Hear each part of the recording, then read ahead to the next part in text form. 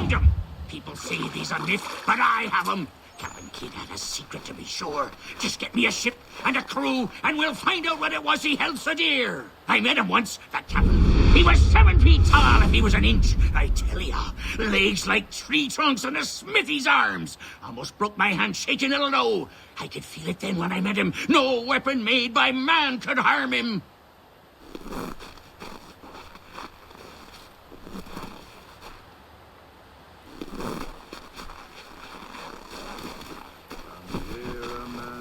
Quit the town.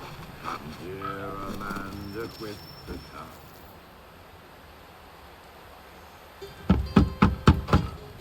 Go away!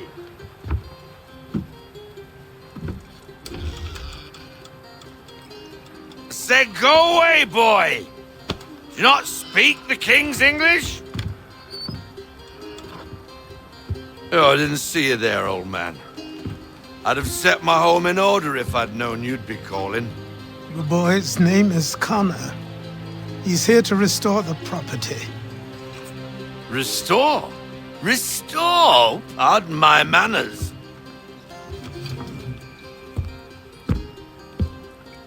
She's still the fastest in the Atlantic.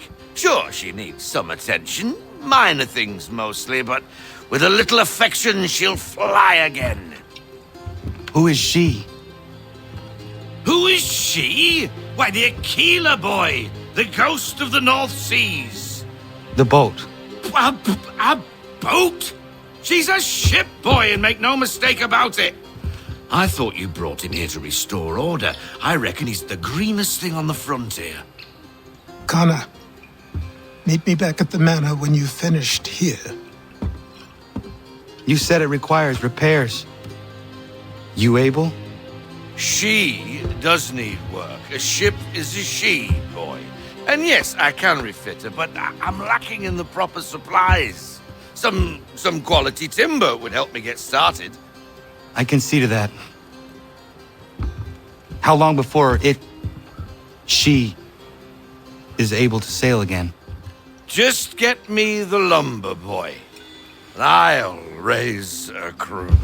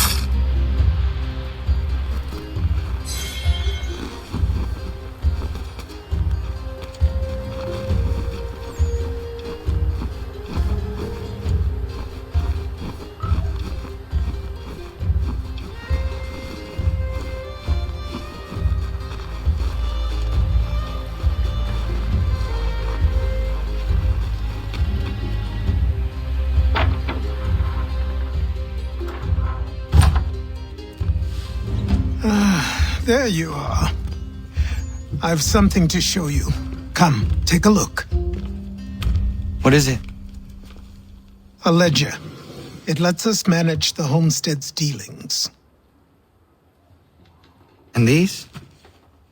That was years ago. Before the slow fever, before the Templars, before everything collapsed. But that's all in the past. Better we focus on what's in front of us. Take up the ledger, and I'll teach you how it all works.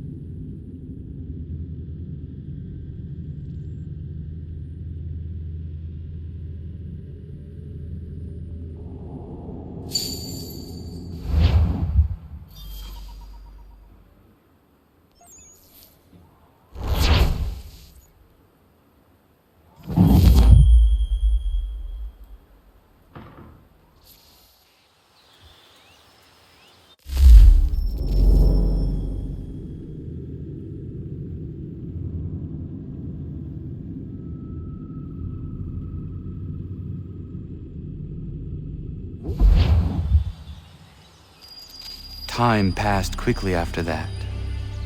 My days a blur of study, training, and work.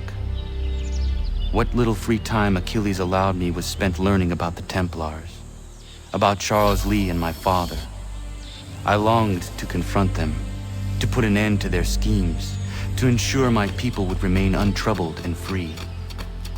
But I knew it was too soon, that to approach them now would see me killed. All my work would be for nothing. Patience.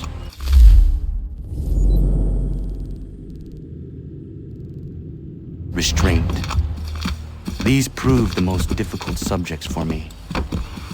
But in time, I mastered them as well. Days became months. Months became years. And as my skills and knowledge grew, so too did I.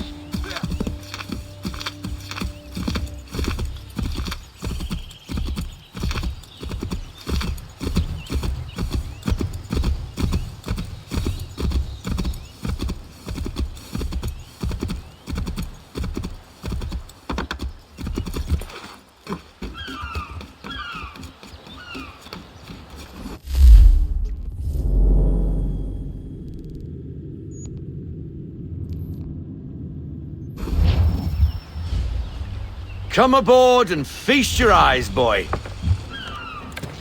No, not the left foot. Never the left foot. Horrible look. Step with your right foot first.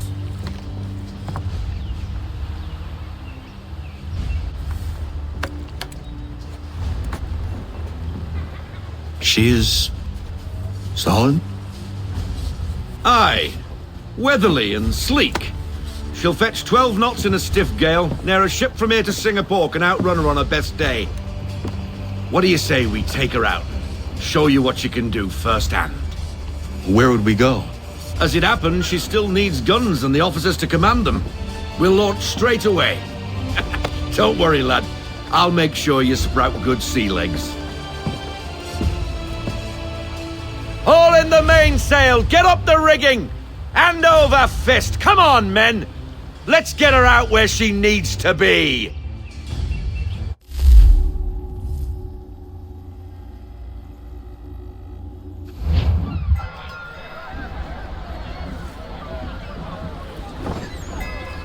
Come on, lad, no time like the present.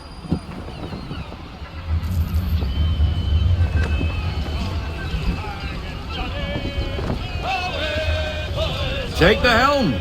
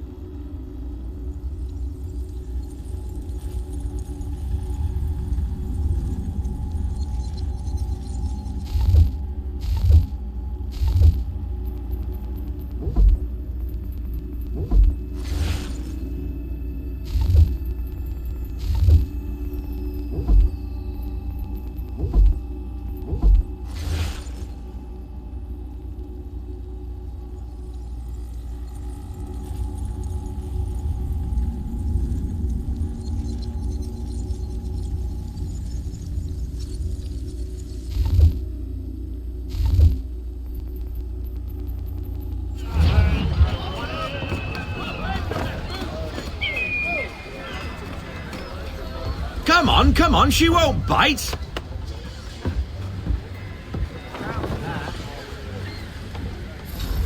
You're connected to her now. Listen and feel. Half sail! Ha ha! Your killer flies again! Do you feel it, lad? Set a course for Martha's Vineyard. We'll find our guns and officers there. She's a nimble vessel, but the faster she goes, the more cumbersome she grows. And the firmer your hand needs to be. Enjoy this stretch of open water before we come upon those shallows. Call for full sail if you like.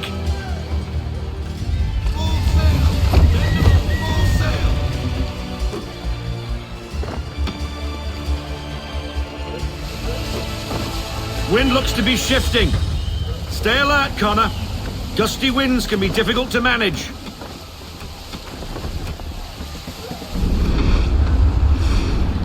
We do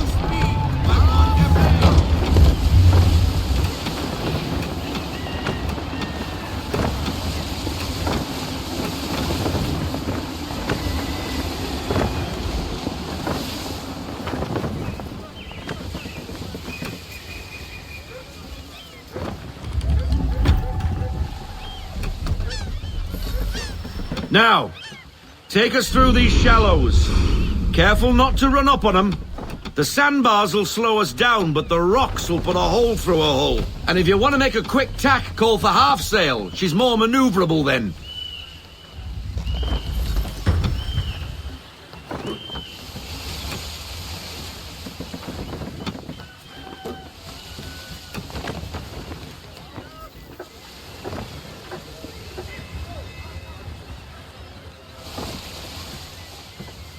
Mind those other vessels! Hold your tack to keep your right of way!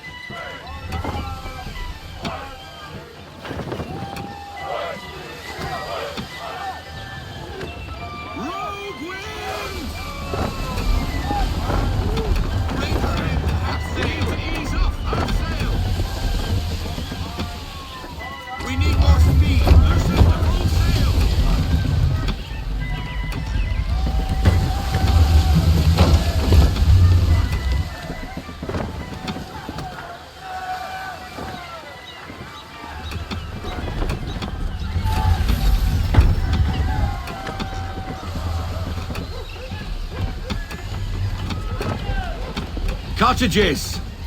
We're close!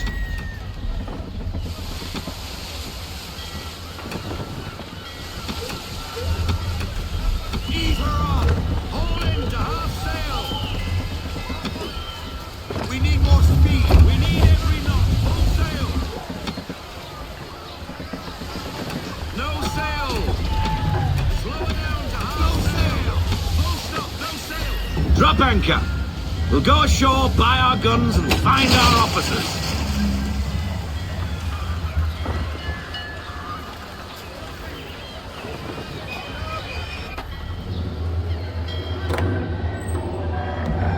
Oh, hello, Miss Mandy. You're looking every bit as ravishing as I remember. After all these years, you sail all the way to the vineyard to pay me compliments? We are looking for David and Richard Clutterbuck. Nice to see you, too. Robert Faulkner. Where the hell you been? Sorry for leaving like I did, lads, but where I was going, no one could know. You two working much? No, between contracts at the moment. Well, we're looking for gunnery officers. What would you two say to working with me again? We'd be for getting into a few more scraps. Good show. The Aquila is a fine vessel. We're fitting all the guns as we speak. Looks like your friend's about to catch a beating. Where is Charles Lee? I don't much care for your tone, boy. Hey, you don't want to be doing that, Biddle. Bobby Faulkner turned to wet nursing. It's good you finally realize you're a shite sailor. Whoa, whoa, whoa, not in here, gentlemen. Better still, not at all. Bobby, take your friends and get out! Let's go, boys. Our guns ought to be ready. Come on.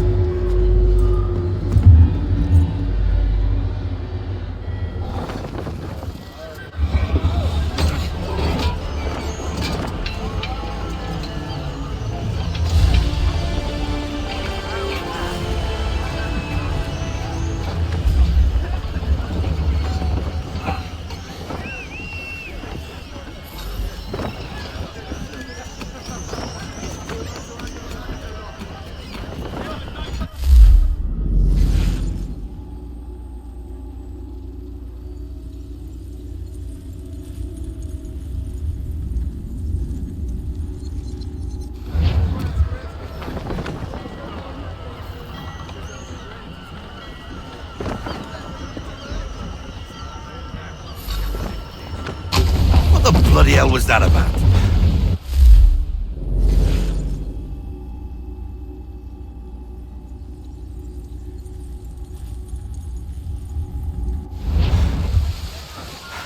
The older man is a Templar.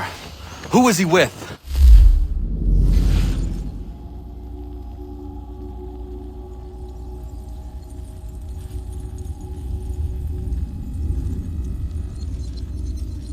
Templar? The young buck was Nicholas Biddle. Nobody. Sails before the mast. Midshipman for the Crown. Are the guns ready? Aye, but we won't jump in over our heads. We'll find a suitable target and show you how they work. We've fitted her with a modest amount of guns to start, but rest assured there's ample room to add more should you feel the need.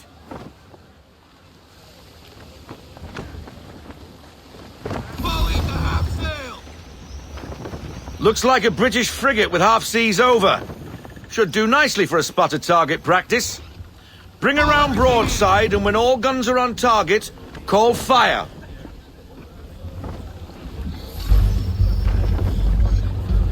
Round shot for a start.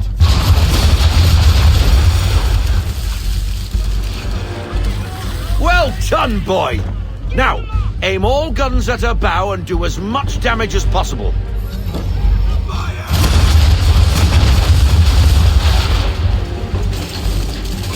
Try it again, boy. Come about and get all your muzzles on target.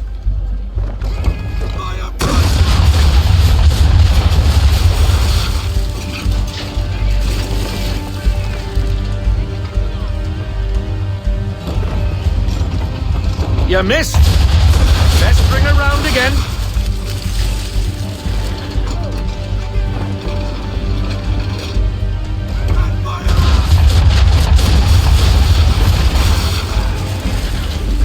You missed. Best bring her round again.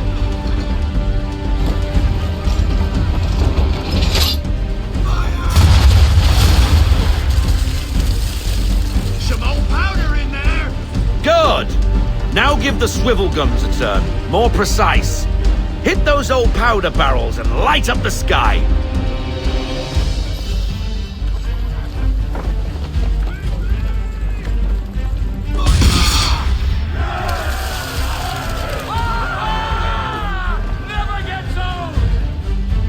Not bad for a spud, Captain.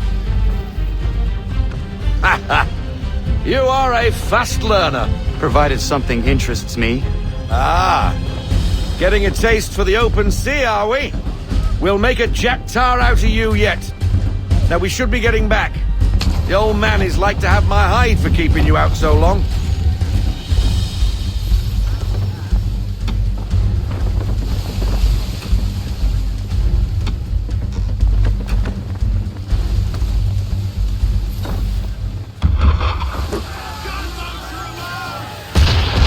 Why is he shooting at us?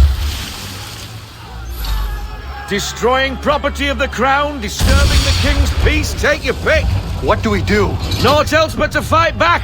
Sink the bastard. Use the swivels on him, Captain.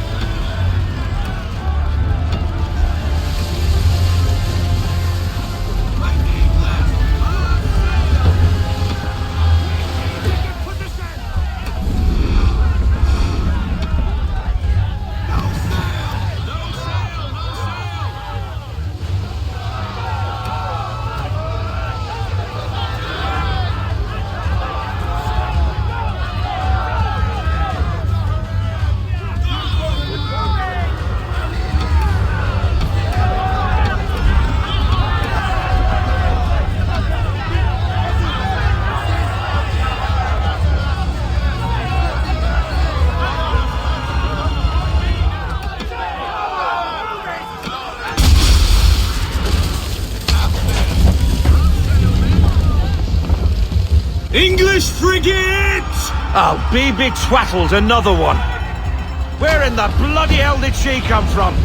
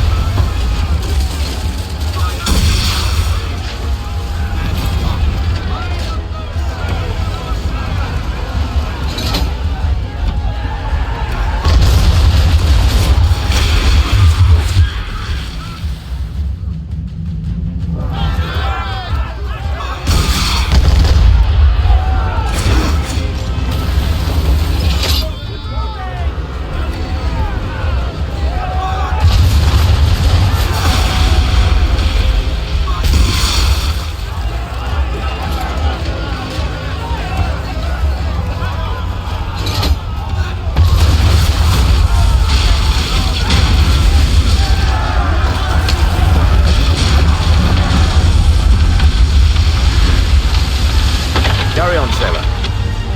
Not bad for your first voyage, eh, boy? Now we best be getting back, or the old man'll have my guts for garters.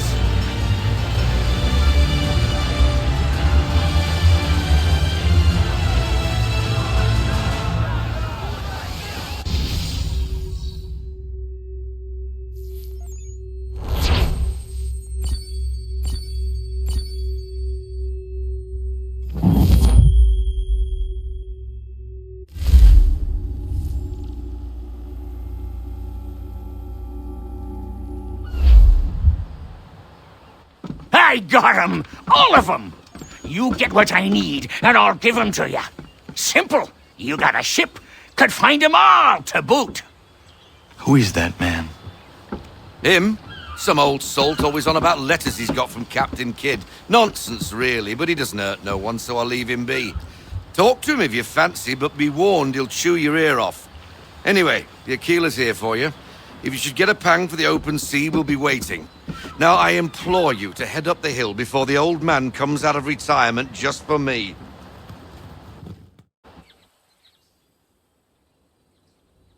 3 weeks.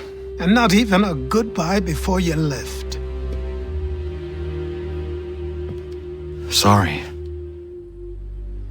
Well, what are you waiting for?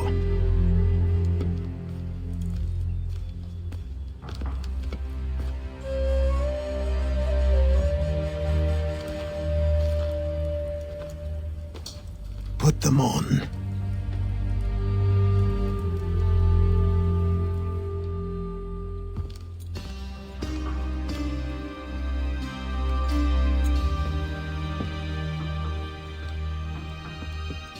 Once upon a time, we had a ceremony on such occasions. But I don't think either of us are really the type for that. You've your tools and training, your targets and goals. And now you have your title. Welcome to the Brotherhood, Connor.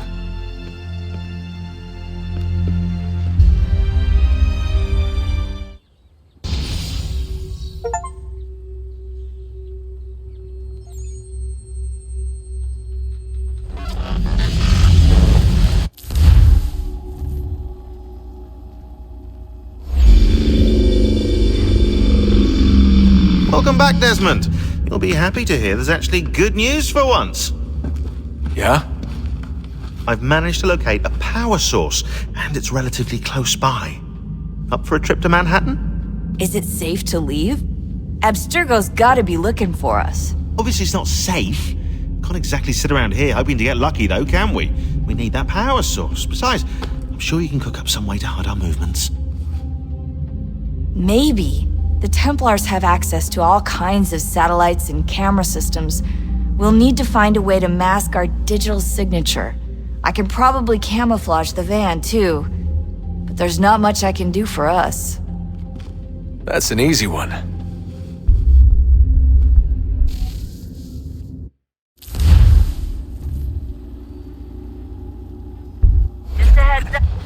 Local utility companies have assured the public that they're completely prepared. Solar Maximum. disruptions to service are expected to be minimal. If only they knew. What's this? A remote-operated camera. It'll provide us with a feed while you're on mission. This will let us talk to each other. We're almost there, so listen up. The artifact is in an office penthouse in Lower Manhattan. At this time of night, direct infiltration is going to get you noticed. I think we're better off having you drop in from above. What do you mean, above?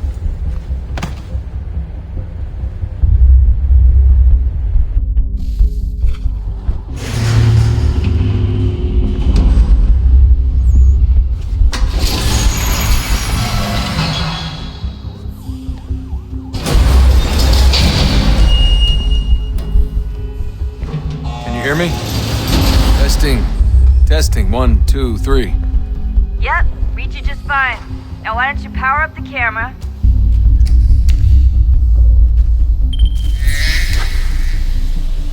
I've got pictures. Running diagnostics. Perfect. I've got a nice, strong signal.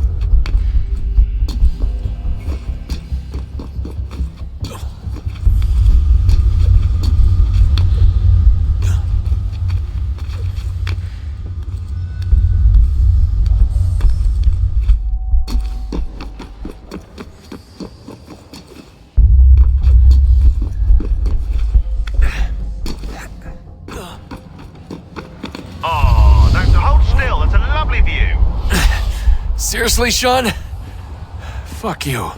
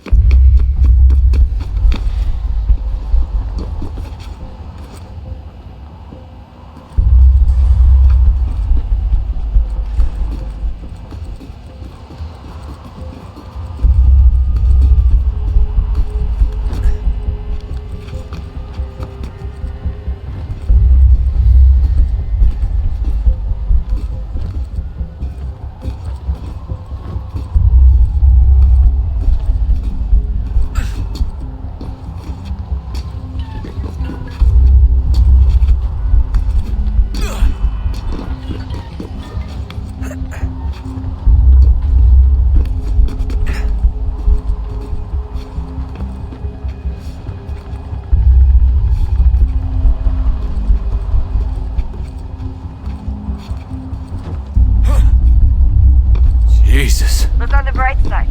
No security to worry about. And on the not so bright side, the slightest misstep means you're effectively dazed. Shut up, Sean.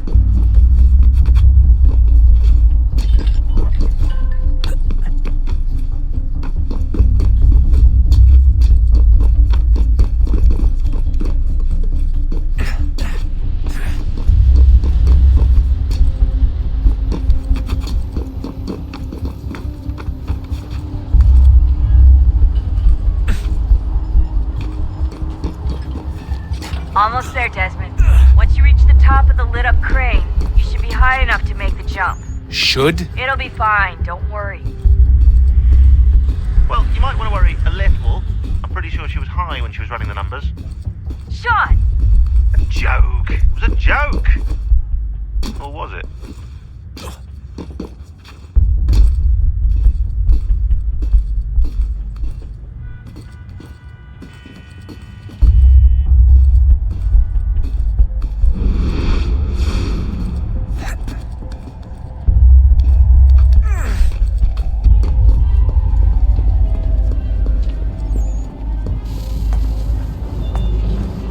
Jump when you're ready, but wait for my signal to open the chute. Timing's really important here. Too soon or too late, and you'll miss the building.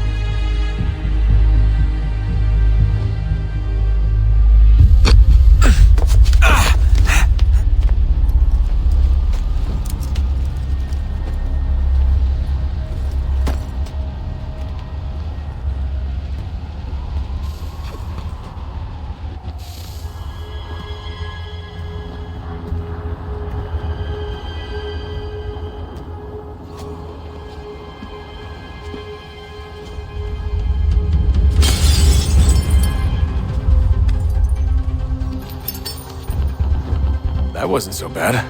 So, you must be Desmond. Not exactly what I expected, but I guess your kind doesn't have many options these days. Who are you? Ask your father. Now give me that. I don't think so. Look, I'm not supposed to kill you, but the boss man didn't say anything about fucking you up. So you got to the counter.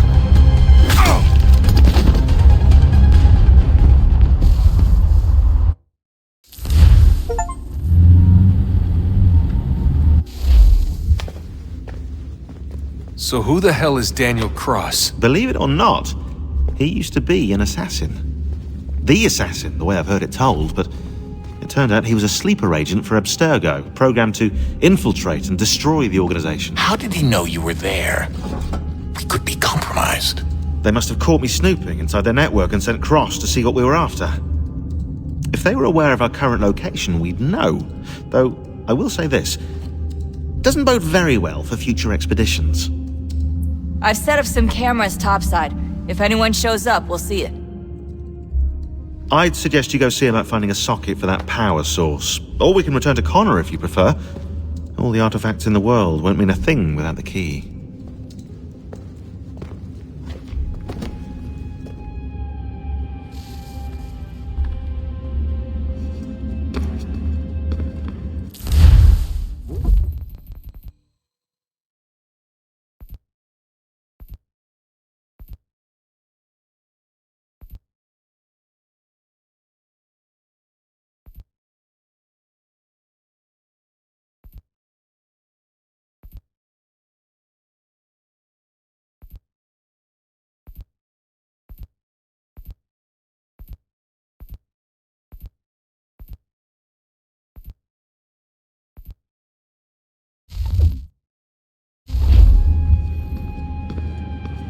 I know everyone thinks I'm being silly, but I can't shake the feeling we're being watched. We are being watched. By Juno. Or some version of her. Do you think it's a recording? Or is she a ghost? Or something else? Is she talking to us the way Minerva talked to Ezio? No clue. I mean, who knows what else they were working on down here? There's still so many rooms we don't have access to. But do you think she's like literally down here, waiting somewhere, still alive? Still alive? That's mental. That means she'd be at least 75, 80,000 years old? So powerful, yeah, but not that powerful. They came down here looking for a way to survive. Maybe they found one. Was it weird seeing Cross? What do you mean? It's different for you. You don't know about what happened, I guess. For a long time, he was important to us. He was a different person. Sean said he was a sleeper agent, like Lucy. It was different. She made a choice, but Cross, if you read the files, Abstergo just... They did terrible things to him. Rebecca? You're lucky. We all are. We have people who care about us, who look out for us. He was all alone, and the people he thought he could trust, they used him. Did you know him? No, but I knew Hannah. Who's that? She tried to help him. She trusted him. But there was a raid about a year ago. She stayed behind so the others could escape. Tried to reason with him to see if she could fix things. Well, what happened? What do you think happened? He killed her. That's what he does. That's all he knows how to do. Sometimes it seems like that's all any of us know how to do. Rebecca.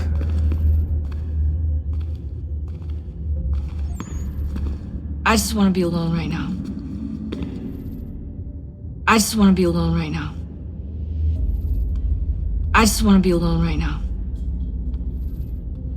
I just want to be alone right now. I just want to be alone right now.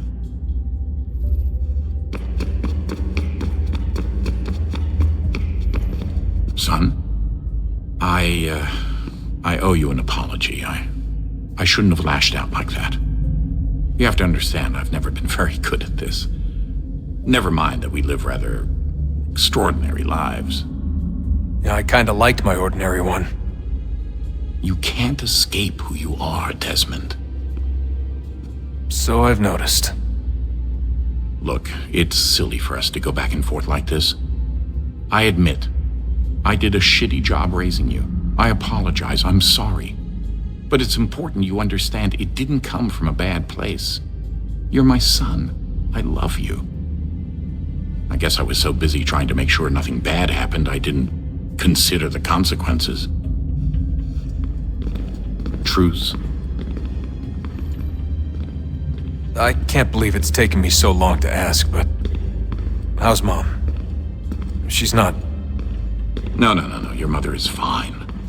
We decided it was safer if we split up for this job. Always assuming the worst. For good reason. Can I at least say hi to her? I'm sorry, it's too risky. Maybe when we're done. Right. When we're done.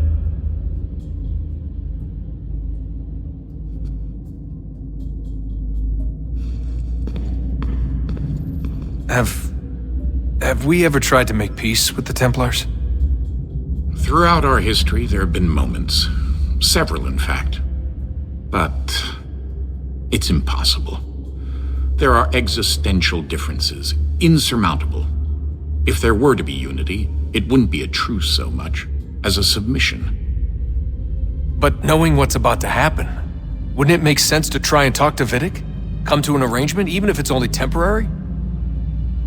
We'd all be so busy watching our backs, nothing would get accomplished.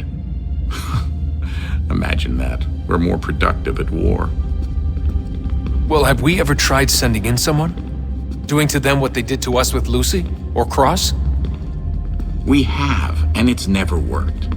We've sent people who were either too weak and found themselves turned, or too strong and were unable to carry out the charade. I just feel like we all want the same thing. We use the same words, but that's all they are, words. In the end, it all comes down to freedom. We seek it, they detest it. And so there's never an end to the fight. Not until one side is completely gone. Is that even possible? Probably not. Our two groups have existed in one form or another since forever. But things can be better than they are. And that's something. Did you look for me, Dad? When I was gone? Every day. Come on. I mean it. Every night I'd look, searching for your name or variations of it, hoping you'd slip up. Abstergo only found you first because they had better access. A few more days and it would have been me. Well, I'm here now. And I'm glad. Do you think Lucy regretted what she was doing? I used to think I knew her well, but clearly that wasn't the case. So I really can't give you an honest answer. She seemed so sincere, though. Like she really wanted to make a difference. Yes, well, when I first met him, I thought the same thing about Cross. It just keeps happening over and over again. What does? Everything. Don't get weird on me, Desmond. No, it's fine. I'm fine. Don't worry. All right, then. You should think about getting back in the Animus. We've got to find that key. We should probably get back to Connor. Come on, son. We got work to do.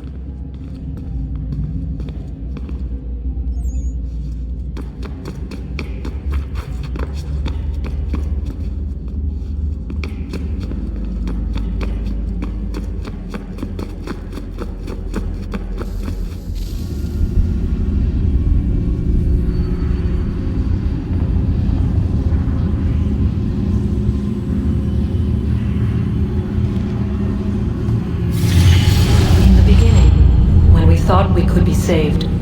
We sought to face the sun's wrath and contain it. 4 towers would be built to pull her fury into this place and dispel it.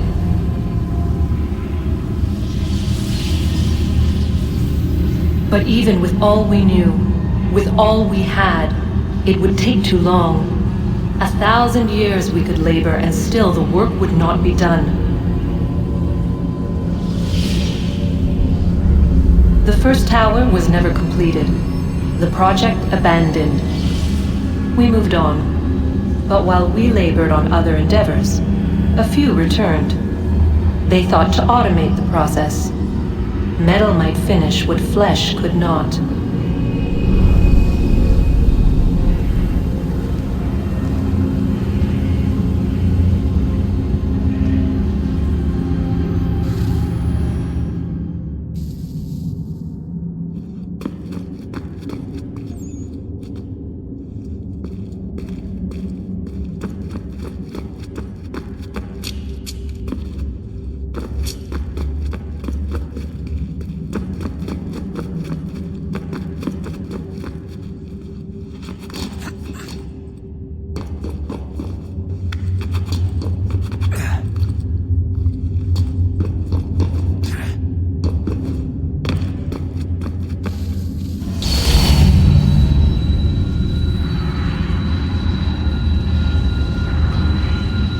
If we could not meet the sun's cruel embrace, perhaps we might rebuke it.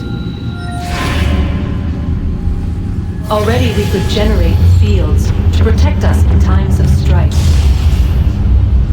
But these were small and simple things. To replicate them on a scale the size of a world, we lacked the energy to make it so. Half the world, they said then. It is better than none at all. We tried. Again, we failed. A quarter, they asked. Even this we could not do. A sixth, an eighth, a tenth, they cried. The answer was still the same. Perhaps in time a city might be spared. But it was time we did not have. So we moved on.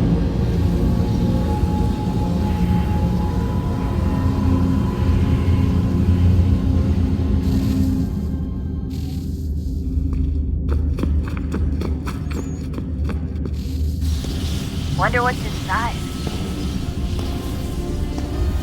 Only one way to find out.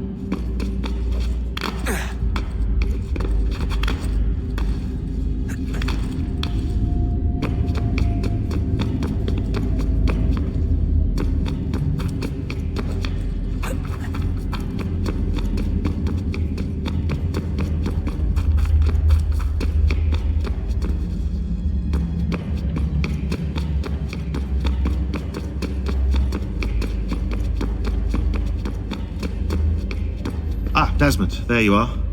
Can I ask a favor? Maybe. When this is all over, I'd like to try turning the dial back on the Animus. Like, all the way back. To the time of the first civilization. You think it would work? There was no real loss of fidelity when you visited Altair. Then again, that was about 1,000 years ago, and I'm looking at going back at least 70,000 more. Sure, I'd be up for it. It'd be interesting to see what things were like back then. Excellent. I think it would prove most enlightening. So this is how it started. What are you up to? Just brushing up on my American history. I say history. They certainly teach you strange things in the States. Like what? Well, for all the talk of this being a revolutionary war, it was a civil one. Well, not that kind of civil. I mean, there was no America versus Britain. It was Brit on Brit action. And you can clearly see how the whole thing got started. One war gave birth to the other. You mean the 7 Years' War? Exactly. Seems the Crown overspent in its attempt to keep the French out, wound up with a great deal of debt. Believing that the colonists should help to shoulder the burden, new taxes were created. It was a reasonable request, even if Parliament was rather, well, undiplomatic about it. Well, it's not really fair to tax people for a war they didn't want any part of. What? Didn't want any part of? Did you not notice George Washington with Edward Braddock? He was right there in the middle of it. So here you have the Crown spending who knows how much money to secure a place for the colonists to thrive, and then, when they ask for a little bit of help... Right, look, think of it this way. King George and the colonists, they all go out to dinner, right? And when the bill comes, George asks for them to kick in and pay their share. Fair enough. But keep in mind, he's been taking them out to dinner gratis for decades now. But the colonists, oh no, they insist they only had a glass of water and a side salad. Never mind the table's full of half-eaten food and empty bottles of wine. Then when the king points this out, what do the colonists do? Oh, they flip the table over and they storm out the restaurant. Probably intending to return later and burn it down. You left out the part where the king pointed a gun at the colonists and asked them to cover dinner for everyone in the restaurant. Right, yeah, interesting take. If he pulled out a gun, and I'm not sure he did, it would only have been after the 100th failed attempt at getting them to pay their fair share. But how do you define someone's fair share? Well, with a war, apparently. I wonder how many other places like this exist. There are dozens of them, all over the world. And somehow no one's ever found one before us. I don't think that's true. Oh? When I was at Abstergo, Vidic talked about silencing discoveries made by non-Templars. And I'm sure Abstergo has dug up plenty. The things they must know. Regretting throwing in with us? No. Just looking forward to when we can finally trounce those bastards so I can dive into their archives. Oh, I think I found a lead on another power source. Later, Desmond. I'm in the middle of something very important right now. That's a rule. Just follow that as a rule.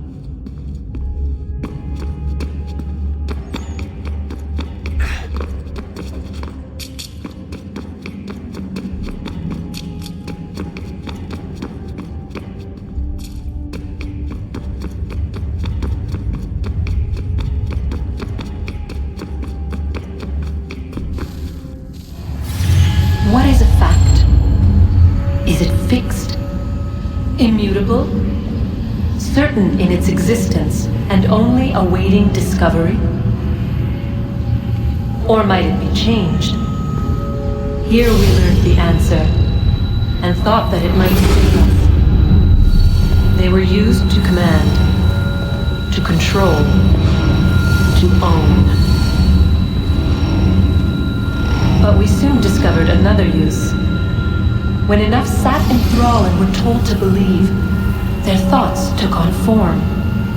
What was imagined became real. If 100 minds could wish away a wall or create a tree, what might 1,000 do? 10,000? More?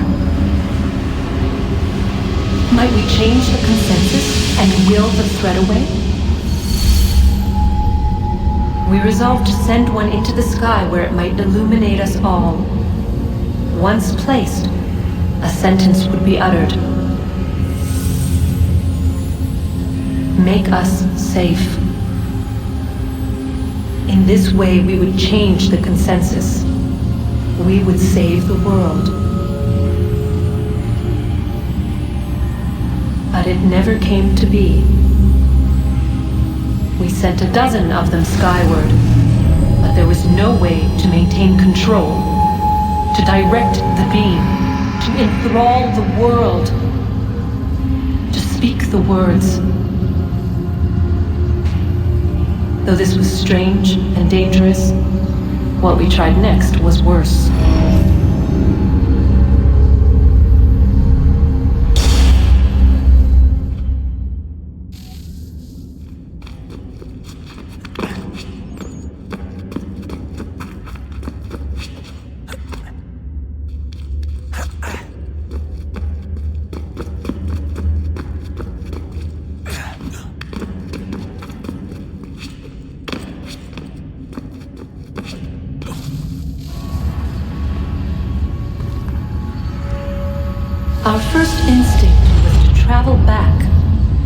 change the past, but we could not find a way.